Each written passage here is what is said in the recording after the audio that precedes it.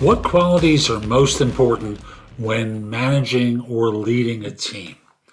I'm Jeff Altman, the Big Game Hunter, and this is a question that's going to be asked of a manager and above in many organizations.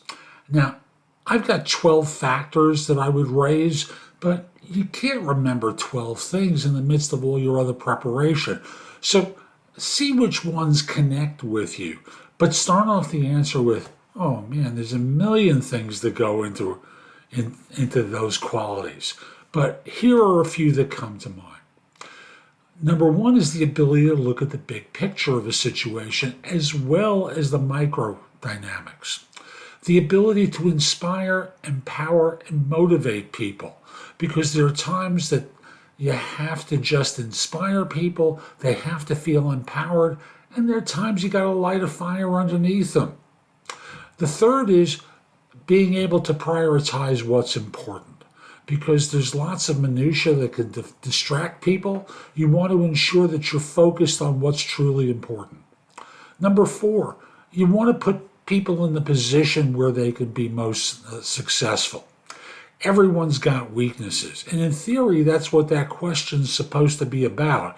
Tell me about your weaknesses, so you can avoid putting people into roles where they're not going to be using their strengths. But we know that isn't what it's used for. What you want to be doing is putting people in a position where they can leverage their strengths and be more successful.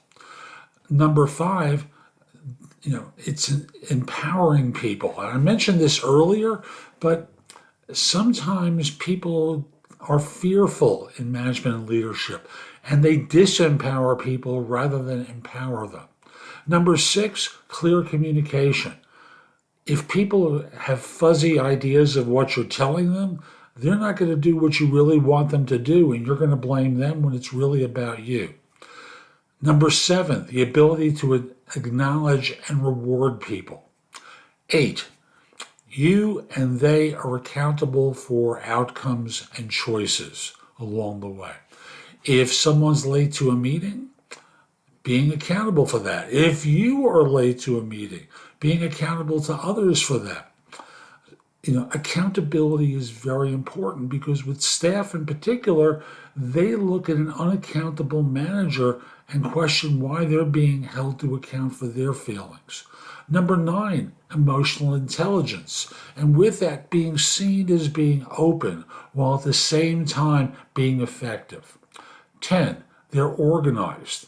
11, you're able to delegate. Number 12, you can make a decision.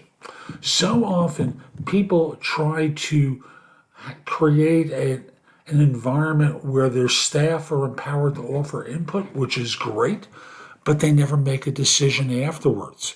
And the result winds up being a lack of clarity that they have about outcomes. For example, I sat in a meeting yesterday with one purpose in mind, and at the end of the meeting, we accomplished nothing. A lot of people said a lot of stuff. No decisions were made or communicated. I wasted an hour of my life. So being able to make a decision and being able to communicate it to people becomes very important. So I would never expect you to remember all these factors, but start off by saying, oh, there's so many things that go into being an effective manager or leader. Here's a few of them that come to mind. And remember the ones that are important to you, and finish up by saying, and there's so many more, but those are the ones that are top of mind. I hope you found this helpful. I'm Jeff Altman. Visit my website, thebiggamehunter.us. There's a ton of the blog that'll help you. Plus, you can find out about my courses, books, and guides. Schedule time for a free discovery call or schedule a coaching session with me. I'd love to help.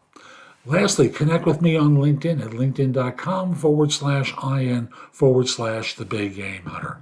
Have a terrific day and be great.